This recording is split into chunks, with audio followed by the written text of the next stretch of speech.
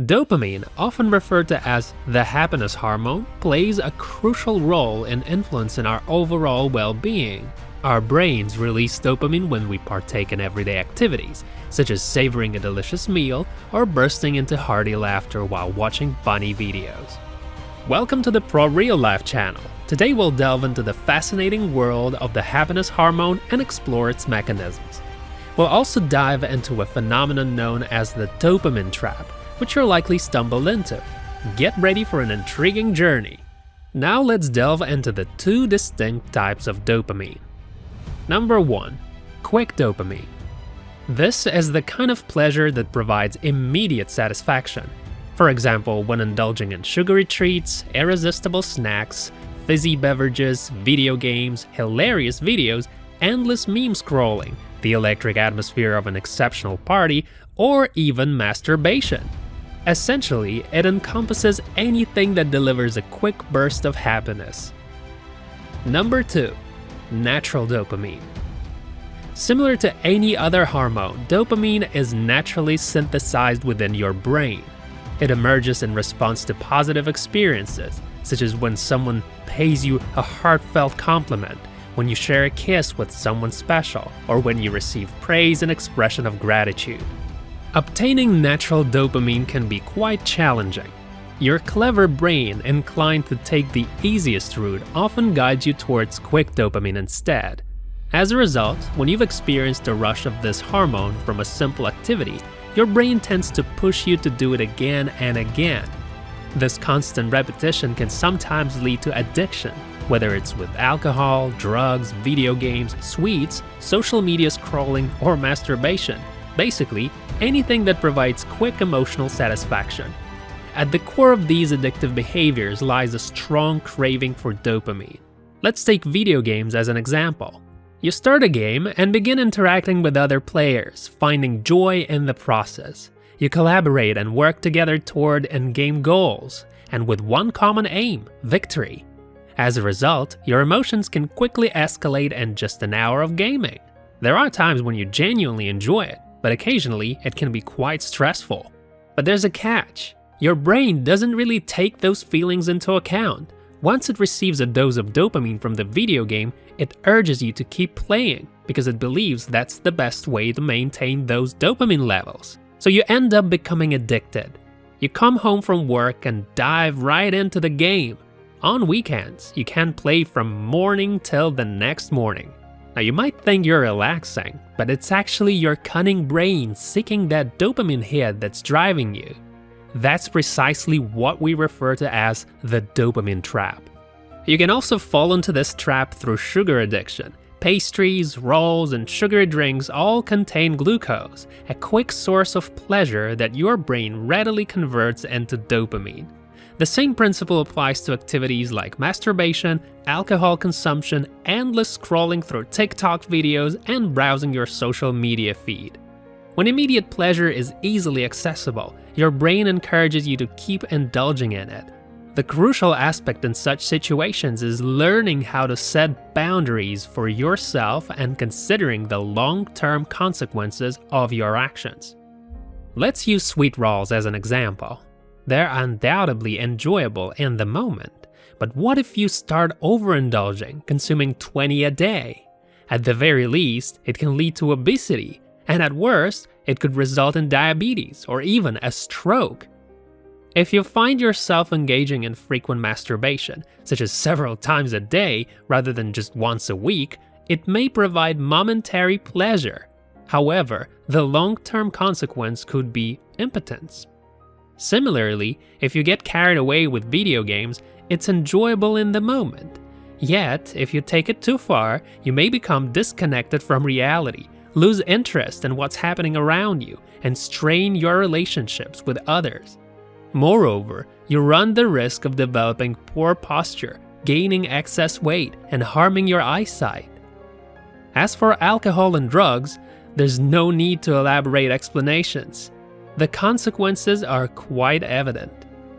There's another interesting aspect. If you become addicted to quick dopamine, you'll experience withdrawal when those short-lived pleasures are absent. Your productivity and motivation both take a hit, and you start feeling lazy and apathetic. In such a situation, the easiest solution may seem to be giving in your brain's cravings and satisfying it with those quick dopamine fixes. However, this is a deceptive trap. You can endure the withdrawal to regain your balance. And if you can't entirely eliminate those fleeting pleasures, at least try to limit them. We propose taking on the challenge of combating quick dopamine addiction. Here's an action plan to help you overcome the most common traps. Video games. If video games have become a significant part of your life, consider eliminating them altogether. If that's not possible, aim to reduce your gaming time. For instance, if you currently play 6 games a day, think about cutting it down to just 3 or reducing it from 4 games to 2. Begin by playing half as much and allocate the extra 50% of your time to more important things, like spending quality time with loved ones, engaging in sports, or getting lost in a good book. Stick to this routine for a week. If you discover it works for you, repeat it the following week with even stricter time limits. Keep at it until you're able to break free from the grip of video games. Masturbation. If you find yourself engaging in self-gratification multiple times a day, it's important to consider taking a break to protect your future sexual health. A reasonable goal to aim for is to limit masturbation to no more than once a week. If this seems challenging at first, you can gradually decrease the frequency. During the first week, aim to limit it to once a day. In the second week, extend the gap to once every 2 days. By the third week, reduce it further to once every 3 days, and continue this pattern until you achieve the goal of once a week. Social media. Memes, funny videos, and endless scrolling through feeds, all of these can lead to hours wasted in the digital world without a clear purpose. If you've noticed that you're spending countless evenings consuming entertaining content and find it hard to eliminate it from your life entirely, consider setting some boundaries. Treat yourself like a strict parent, allowing no more than 1 hour a day, 30 minutes in the morning and 30 minutes in the evening. If you find that an hour isn't sufficient, you can extend it to 2 hours, but definitely not more. Use the freed up time for something more beneficial for yourself. Sweets. Sweet treats are a favorite for many of us, but going overboard isn't the best idea. If you feel like you've been indulging a bit too much, it's time to make some changes. If giving up sweets altogether feels too tough, try setting some limits.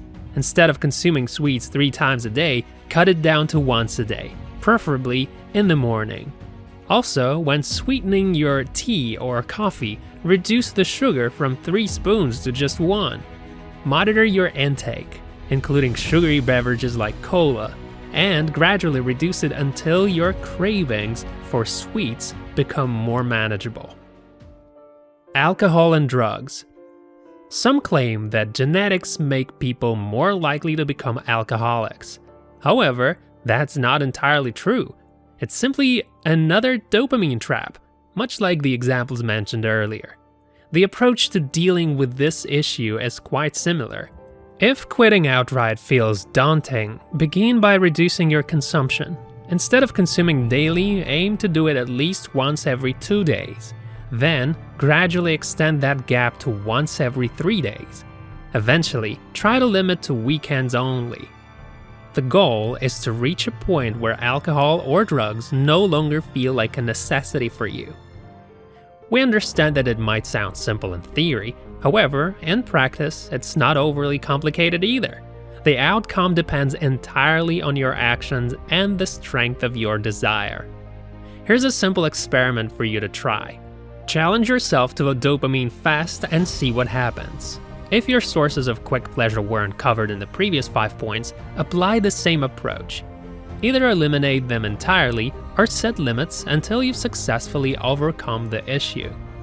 The human brain is undeniably remarkable, but its focus isn't always on long-term benefits. It's driven by impulses that you have the power to analyze and decide whether to follow or not. Take a moment to evaluate your desires and consider the potential consequences they might lead you to. Establish some limits for your indulgences and try to loosen your grip on less important things. When you cut down on those quick dopamine fixes, something extraordinary happens to your brain. It becomes more resilient, engaging in deeper thinking, analysis, and effort. It functions in its natural state, providing you with motivation, energy, and strength. However, we're not suggesting you completely give up on quick dopamine fixes. Instead, we recommend trying temporary fasting and observing yourself from an objective perspective. Self-experiments are the gateway to breaking free from your psychological comfort zone. And where there's an exit, there are boundless opportunities for personal growth and exciting new possibilities. You've been tuning in to the ProRealLife Channel. Why not give dopamine fasting a try and experience the power of controlling your desires? As a token of appreciation, please support this video by giving it thumbs up and subscribing to the channel.